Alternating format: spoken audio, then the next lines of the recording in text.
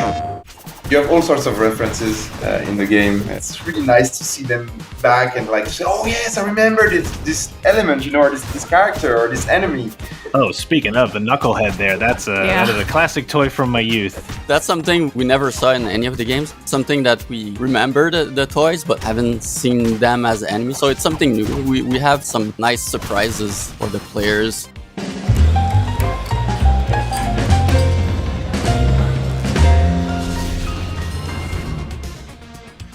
Hello, everyone. Welcome to a new episode of PlayStation Underground. I'm Brett, joined by Kristen. Hey. And we're very excited today to show you first Master Splinter gameplay footage from Teenage Mutant Ninja Turtles Shredder's Revenge. And we've got two folks from the team to help us show off this footage. Who we got? Hey guys, thanks for having us. I'm Cyril, CEO and executive producer at TMNT. Hi, I'm Jonathan Lavigne, and I'm game director at Tribute Games.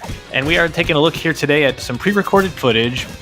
What are we going to see today while we're looking at Splinter footage? We're going to see Master Splinter show off his moves.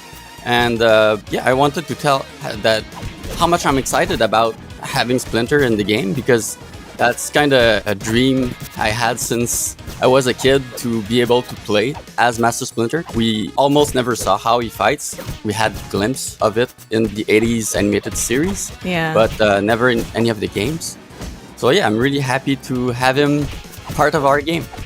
It's exciting to finally see this character in action, and also just to be playing as that, because I mean, I know we had earlier, April was revealed, obviously you can fight as the Turtles, but seeing Master Splinter in action feels like something very special.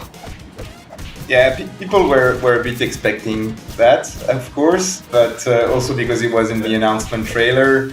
And already in the announcement trailer, he's so badass. He's such a great character, super efficient and very calm at the same time. The guys at Tribute did a really awesome job integrating this character into this fast action game. We wanted to make a character that looks like a master in martial arts. Yeah. Like he's really mastering ninjutsu, and he's showing off his techniques. He's not necessarily the stronger character, even though he's really strong, and he's strong because of his techniques, but he's not necessarily the faster, but he has a lot to show off. I love this tornado kick move that's happening. Yeah.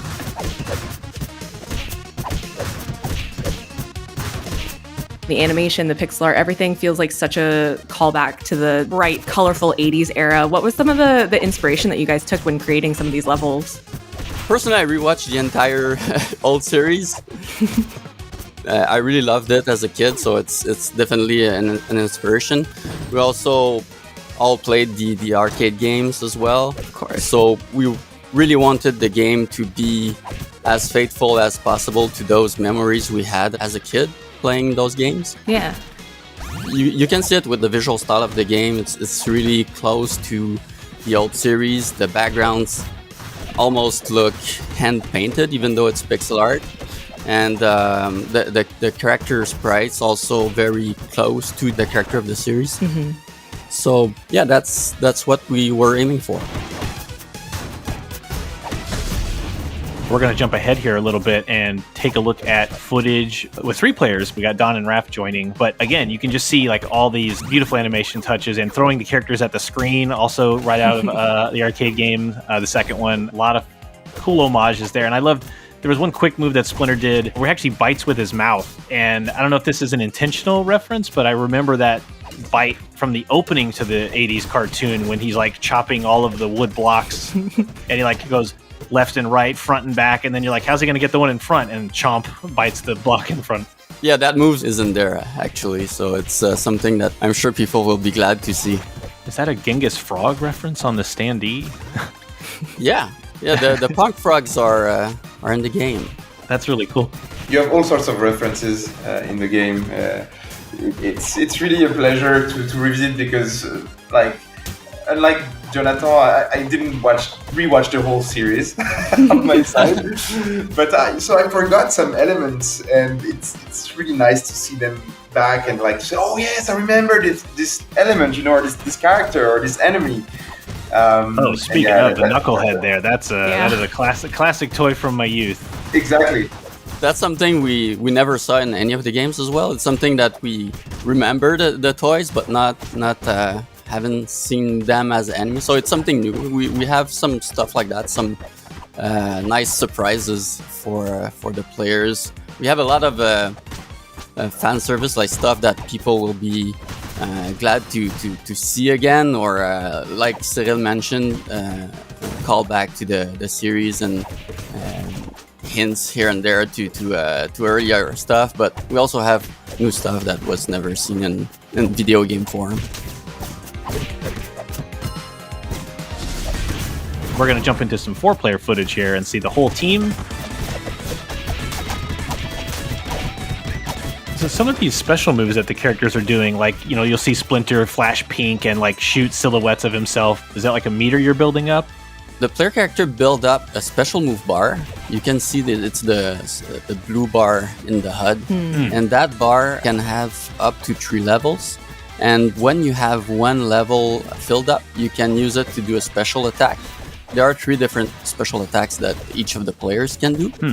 When it's entirely filled up, the 3rd level, you can use it to do 3 different special attacks, or you can empty the entire bar in one go and activate the radical mode, and the player character becomes in the zone and becomes stronger for a little while. So yeah, that's what it's about. Love it. Yeah, they're facing like an onslaught here. Yeah, lots of Foot Clan robots getting it. So when you pick a character, are there like gameplay differences between them? Like, you know, pros and cons to picking, or is it more like, hey, Mike's my favorite, so I'm going Mikey all the time? Or is there a case where maybe I should play April because she brings this to a 4-player setup? They all have differences. They have differences in speed and strength and length, and we try to balance all of it as well as possible so that you're not at the disadvantage when you pick your favorite character. But we also didn't want to have like huge differences that will completely change the pacing of the game. Yeah. We wanted all characters to be fast enough and be strong enough to keep the fast pacing of the game. Because as you can see, it's not a slow beat 'em up. It's not like a beat 'em up in which you have to be super methodical. It's more like really about crowd control and about fast pace. Yeah. Man, just so many enemies on screen. It's great. I know. I love it. I love the back and forth. Yeah, and multiplayer, it gets crazy. And just racking up the combos, too. And of course, it would not be a Turtles beat 'em up without some Rocksteady. Yeah, they're all there. And I think for the purposes of this episode, we didn't want to show off the actual Rocksteady fight, more dedicated on showing off Splinter, but excited to play more and, you know, grab friends, play solo, whatever you got. But when are we looking to play this on PlayStation 4? Later this year. I'm very excited. Thank you again for joining us and for sharing this footage with us. Looks great. Thanks for watching and see you soon. Thank you. Thanks.